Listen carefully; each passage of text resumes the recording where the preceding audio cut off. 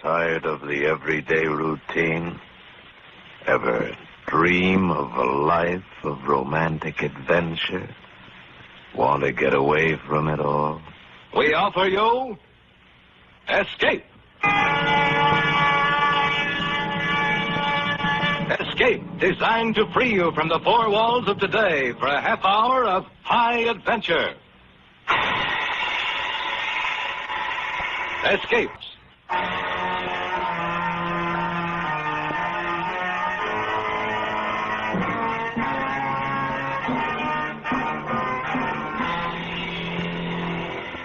Tonight, we escape to the jungles of South America and a seething tale of terror and violence as told by James Poe in Bloodbath, starring Mr. Vincent Price.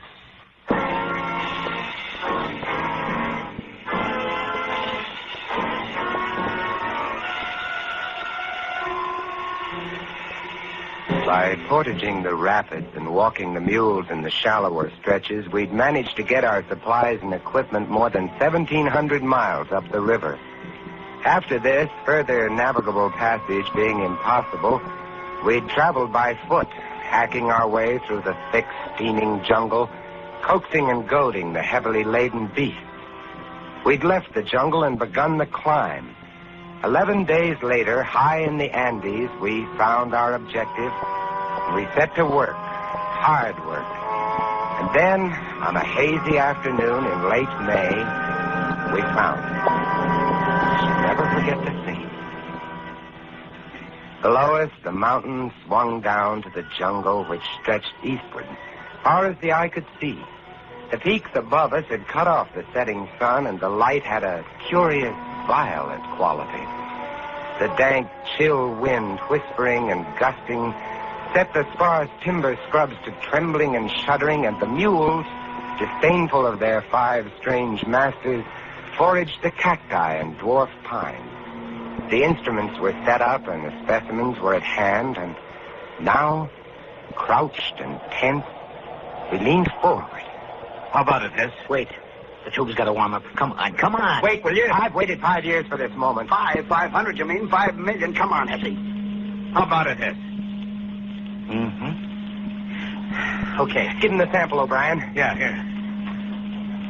Come on, baby. Shut up, will you? Here goes. Switch on.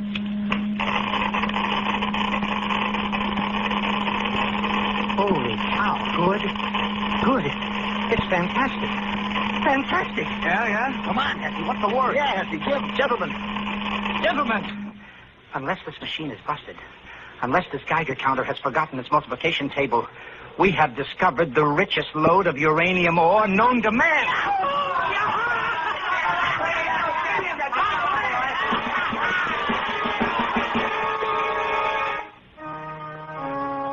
I won't go into the details of how we'd come to locate the ore, because that's a story in itself.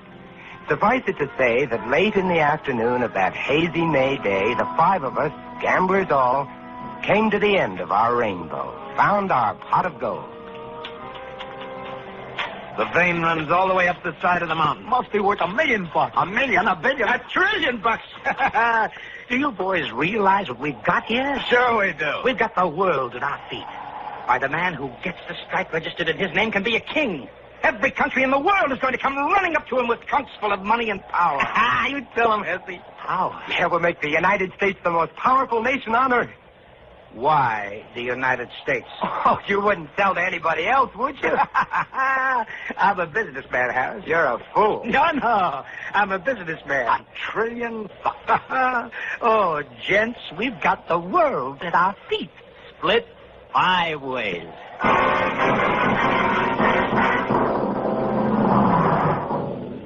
The world at our feet, split 5 ways. That night, as I lay huddled under my thin blanket, I wondered what it would be like, being a wealthy man. Wondered if it were really true. Wondered how it would affect the others, how it would affect me.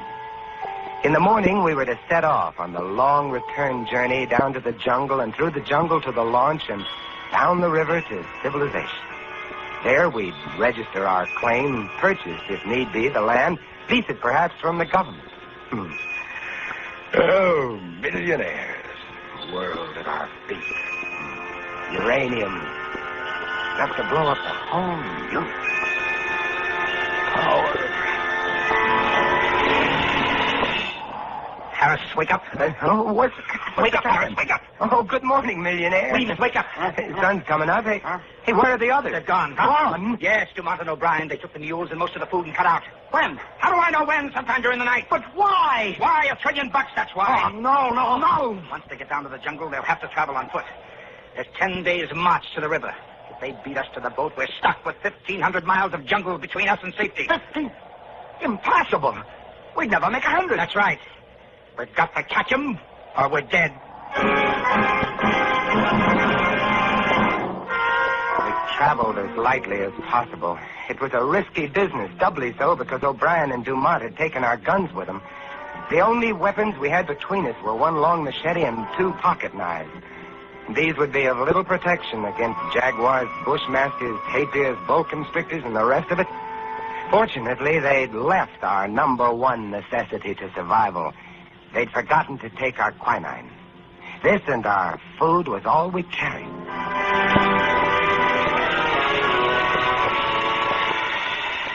The long descent to the jungle was slow going on foot. It was here that we nearly gave up hope. We moved as fast as we could, but we were no match for men who were riding.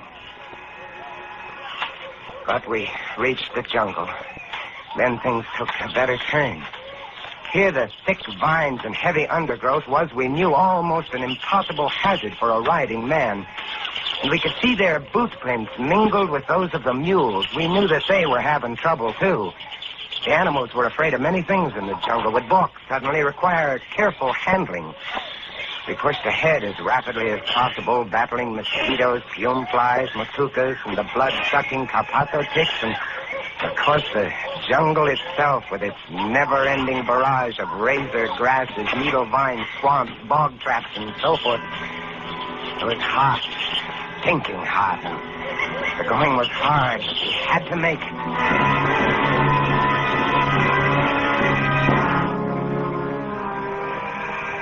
We couldn't travel at night. They'd taken our flashlight.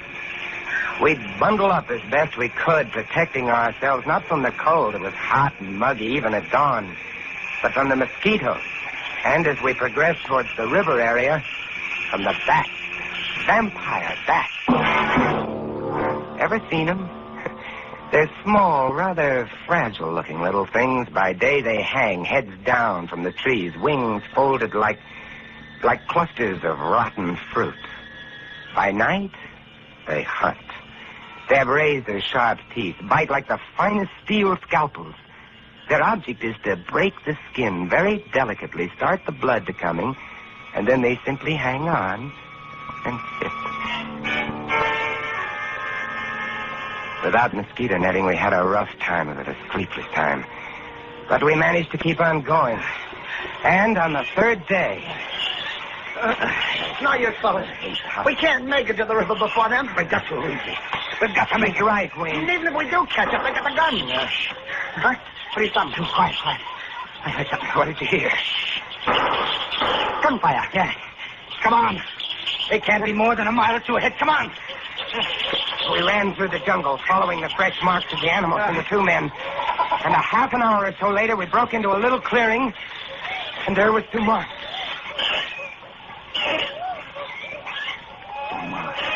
He's dead. Shot in the back.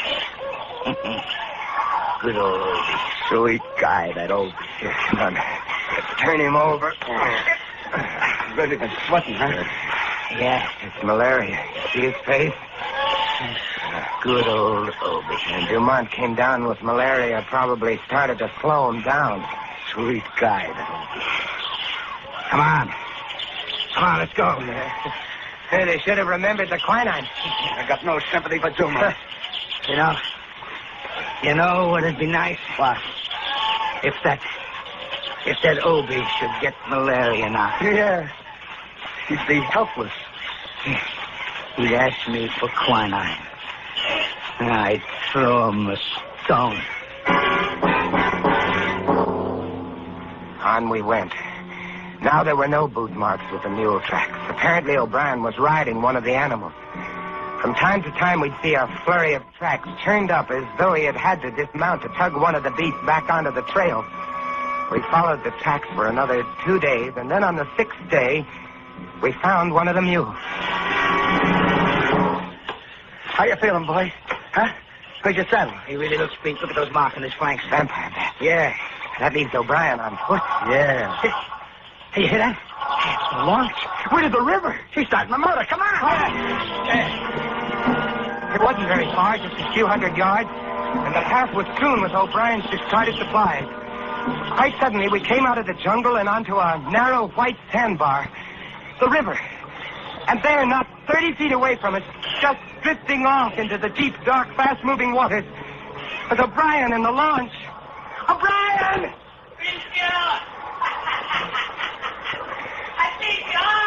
Look at him. He's like a skeleton. The launch lurched dizzily as it floated downstream. O'Brien was feeble, sweating, possessed. He had the fever, had it bad. Come on, let's collect You him. can't. This is piranha water. Animal fish. They'll eat you. Yeah. Hey, Obi! Hey, you know me, Obi! Your old pal Hesse! Hey, what do you say, Obi, huh? He staggered dizzily about the cockpit trying to start the engine. He was laughing, and he was so weak that he could barely spin the flywheel to the kicker. Obi! He's back! Good Lord, he's in the water! The fish, the piranhas! Hey, gonna look at this!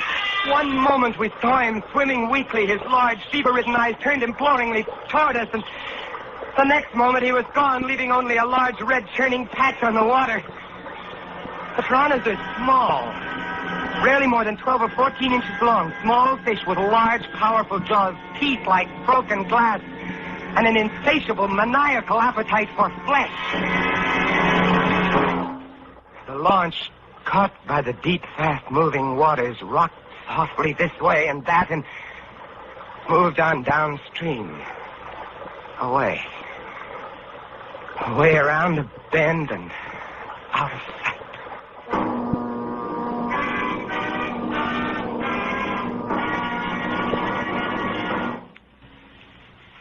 And now we return you to Escape, starring Vincent Price.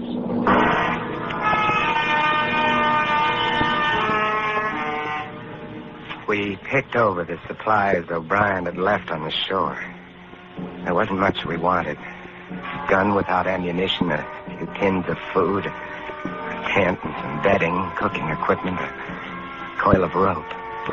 We loaded these things onto the mule and set off through the jungle, downstream along the river's course.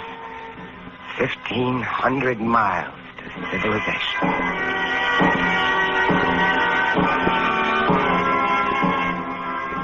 We had it tough. The jungle was thick along the river's bank, and we made little progress.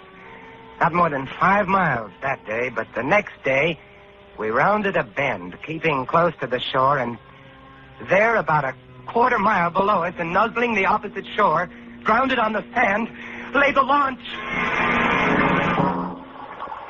Looks shallow enough here. Yeah, it does. Yeah, but what about the fish? How deep does it look to you, Harris? It's the deepest spot, I mean. Oh, I don't know, maybe 2.5 feet, maybe 3. Most of it's less than that. I got an idea. Shoot. We got to get across the launch, see?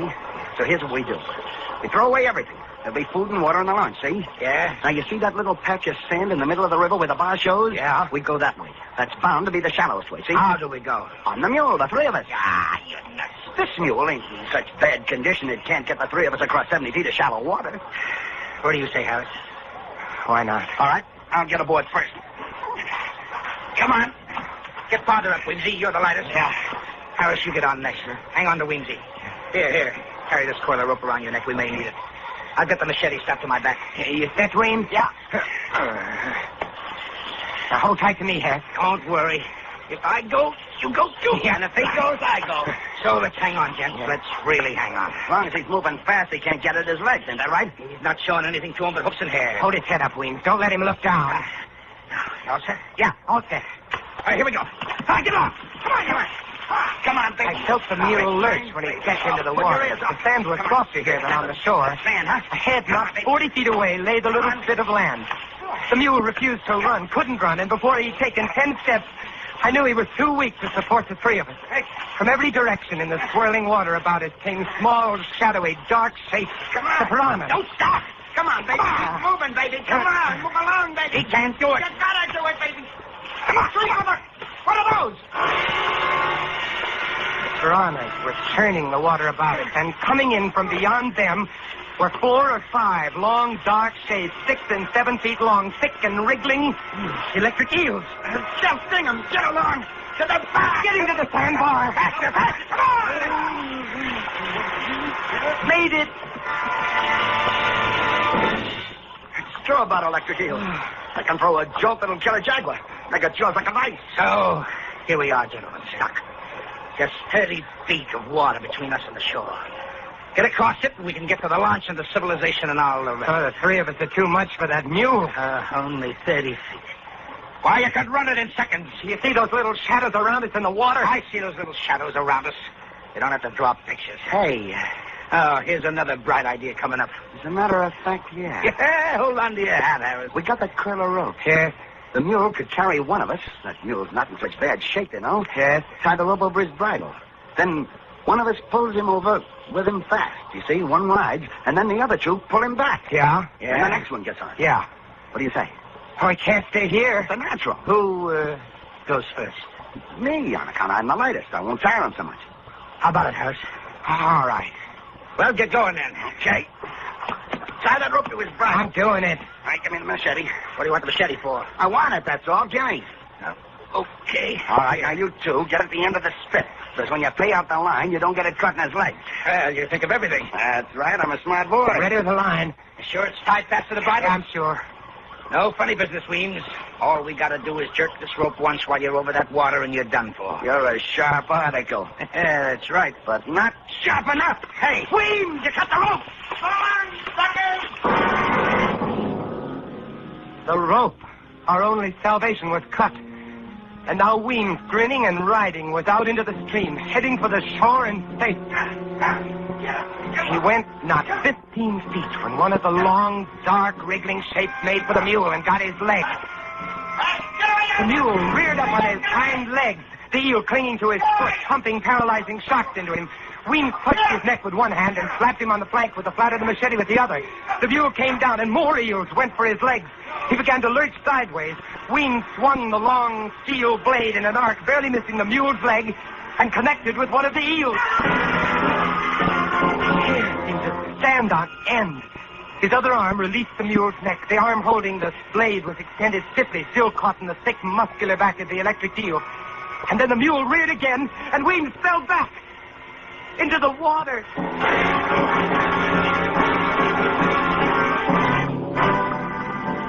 The mule, freed of Weems, made the shore and vanished into the jungle. We turned away. No man could watch what was happening to Weems and retain his sanity. And so, there we were, Hess and I, on that sand spit which the river was slowly washing away. Night coming, vampire bats coming, and all about us, the electric eels and the little cannibal fish waiting.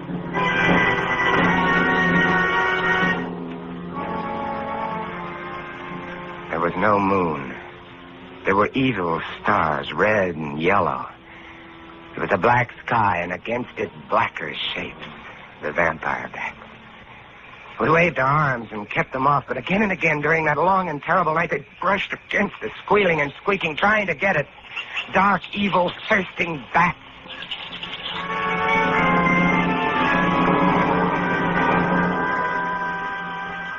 1,000 years later came the dawn.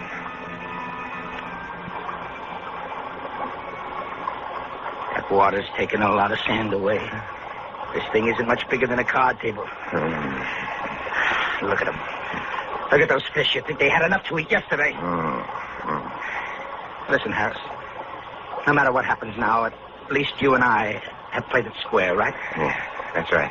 Shake my hand, Harris. All right. Because I think I got an idea on how we can get out of here. What? Yeah. Look up there. Yeah. See that vine hanging down from the big tree? It's over the water, and it must be 15 feet up. Yeah, but if you were on it, you could do a Tarzan to the shore. The rope? That's right. Now, if we can just lasso the end of that and pull tight, we'll have enough swing to make it a cross. Swing like a pendulum, if you follow me. One guy gets on the other shoulders to swing over to get the start, see? Then when he gets to shore, he fastens a rock and swings the rope back to the other. That vine will hold. It'll work. It took us 2 hours before we managed to lasso the end of that vine.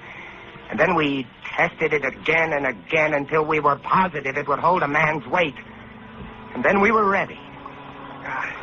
Stand good and steady now, pal. I'm going to go easy on you, but don't shake. Because if you spill me in that water, I'm a gone guy. I'm ready. I'm ready. Good luck. Here. I felt his feet leave my shoulders, and then he was off, skimming the water with his feet drawn up, and then, miraculously, he was on the shore. Good boy! Good boy! Yeah! Like a breeze, huh? Like a breeze. Hey, any rocks around there? Sorry.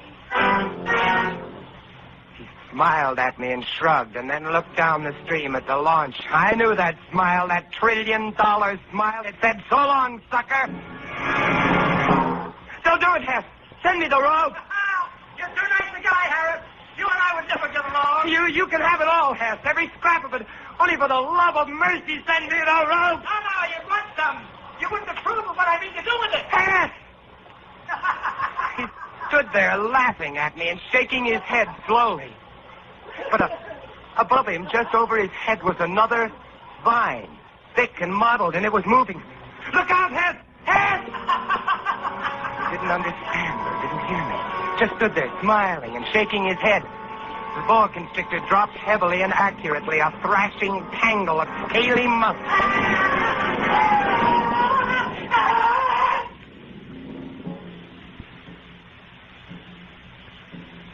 The sun was hot, blistering hot. I was alone, all alone, except for the ever-waiting piranha. Hess's body was hidden by the low, scrubby vines and palmettos. Several hours later, I saw the boa, now gorged, slither lumpily away. I waited, and I waited. From time to time, I thought of stepping out into the stream. It would be over very quickly, I told myself, very quickly. I couldn't. And then I noticed an odd thing. The current which had been sweeping the sand away had shifted slightly. A whim, a miracle. And now new sand from some sunken bar was beginning to pile up between me and the shore, grain by grain, rib by rib. And I watched. And I watched.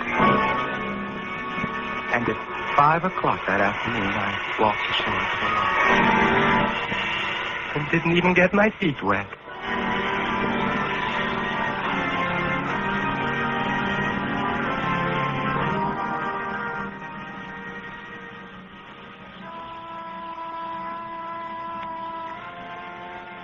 It's nice where I live.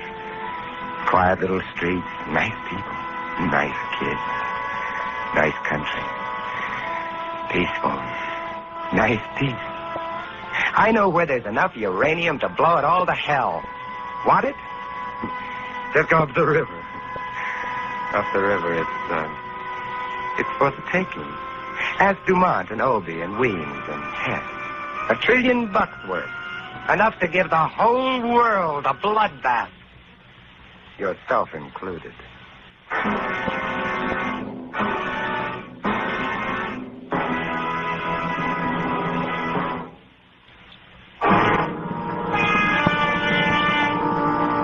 Escape is produced and directed by William N. Robeson. And tonight starred Mr. Vincent Price.